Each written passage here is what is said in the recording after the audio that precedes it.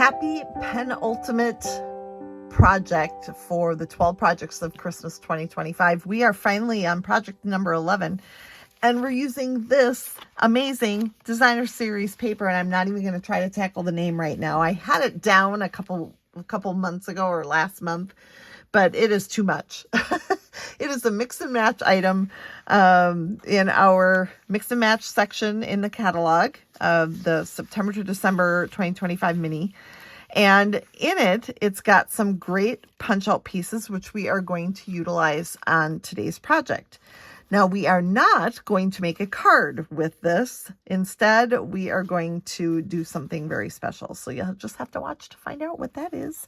But here is the DSP, and you can see that some of it you can use, you can cut it apart and use it in different ways on cards or different projects. There's the back side of that one.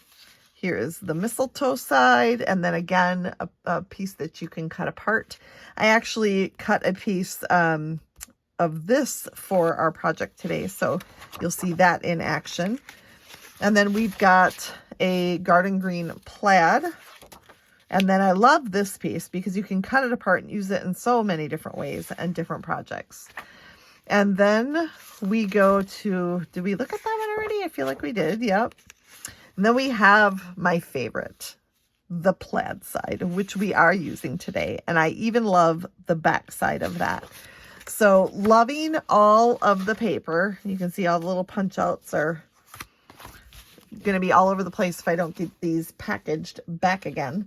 But I wanted to make some tags. So I've done some things in advance. I've got, I'm using my patterned tags dies, and I did a buy and try class on these, I don't know, a month ago or a month and a half, whatever it was. And, I adore them for so many reasons, but I wanted to show you, I've got the green one here, the gold one here with a little bit of our Real Red, shiny ribbon, shimmer ribbon. Please don't ask me any more names of stuff because I am so overwhelmed with new product names. It's crazy. All right, then we've got this one, which we've used garden green and soft sea foam as the overlay. So we've got this tag that we are overlaying with the pine tag, and I did save those little pine boughs because here's another tag that I made. Now, these tags are inspired by the ones that Stampin' Up! Have on their website, but I changed them up quite a lot. One of the things I changed was I used some of the designer series paper from here. The tag fits perfectly on there, so I cut it out from the little dot, and then I stuck a piece of the cherry cobbler poinsettia design on there and some of those greeneries that I saved. And then this die set has a bow making die, and I used just the gold one here. But here on this one, I actually used all three pieces of that die. You can see the very center and then the two different loopy things here that we got going on. Loopy things! Loopy! Yay! Okay. I am loopy for sure. So the first thing I wanted to do was grab the poinsettia die. And I've already put Stampin' Dimensionals on. I wanted this to be as pain-free as possible for you to watch. And then I'm also going to be creating a box in which these tags are going to go. So for this one, that's it. That's all I'm going to do.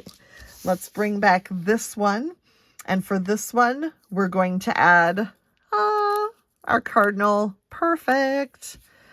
Cardinals are always... to me, one of my favorite birds to see in the winter. You know, all of a sudden it's like, oh my goodness, there's a cardinal. I make a big deal about it every time.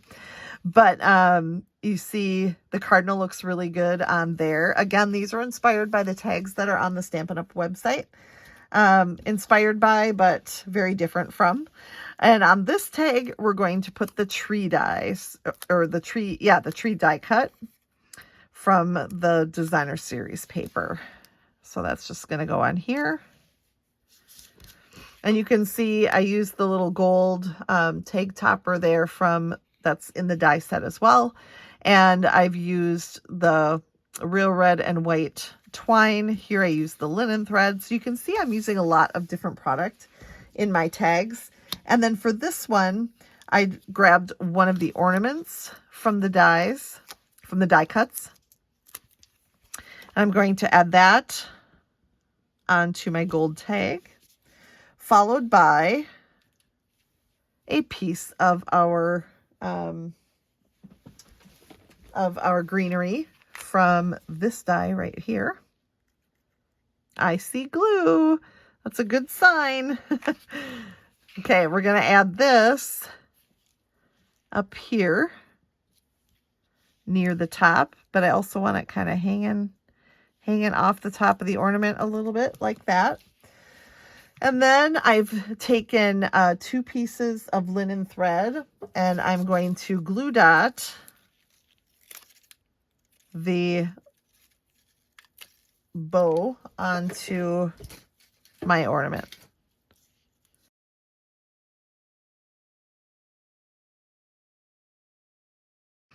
And I'm just going to trim these down a little, but you know what? I love the curl in my linen thread.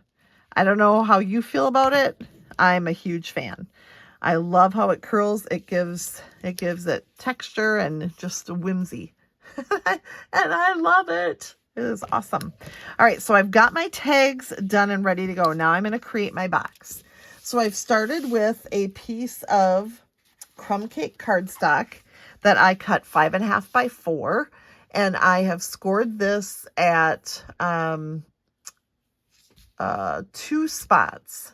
I've scored it at 2 1/4 and 3 1/4, and so I've got that folded.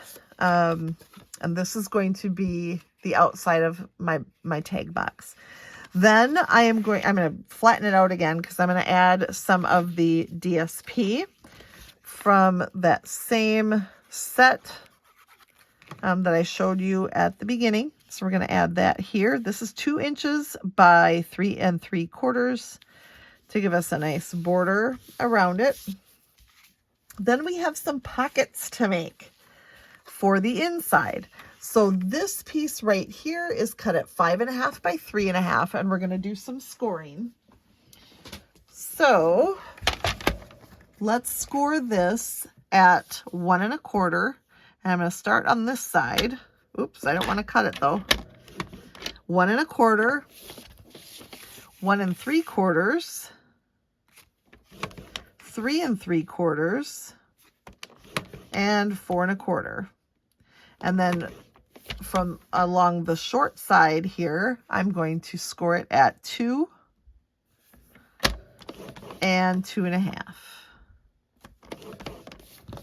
Okay, this box that we're creating here would make a great gift or just a place to store some of your own tags.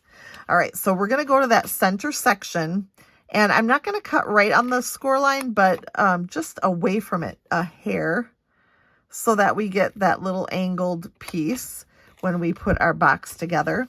And then we're going to come in from the short sides and cut those out just like this. And then we're also going to cut in at these 1/2 inch score lines right here. So when all is said and done now, we're going to make all of these folds and create our box using just a little bit of tear and tape.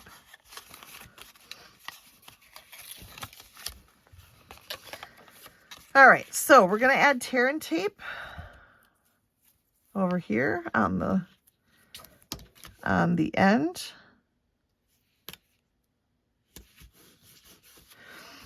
And then when we remove that, we're just going to fold it over on this far score line.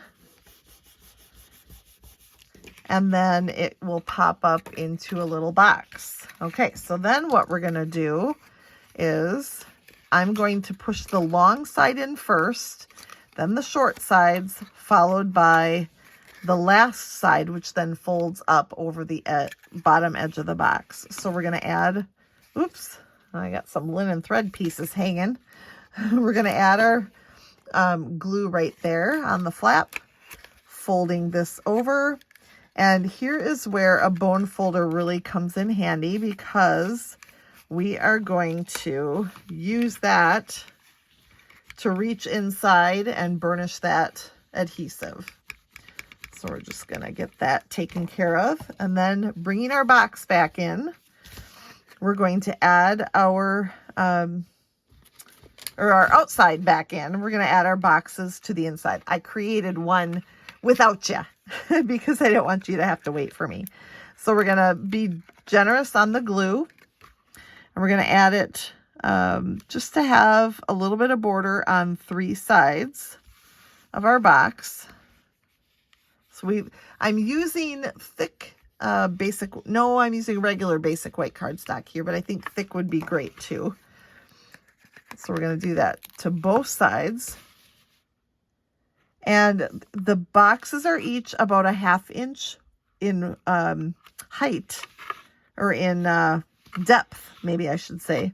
And so with this 1 inch spine in between, it will bring them together just perfectly, like so.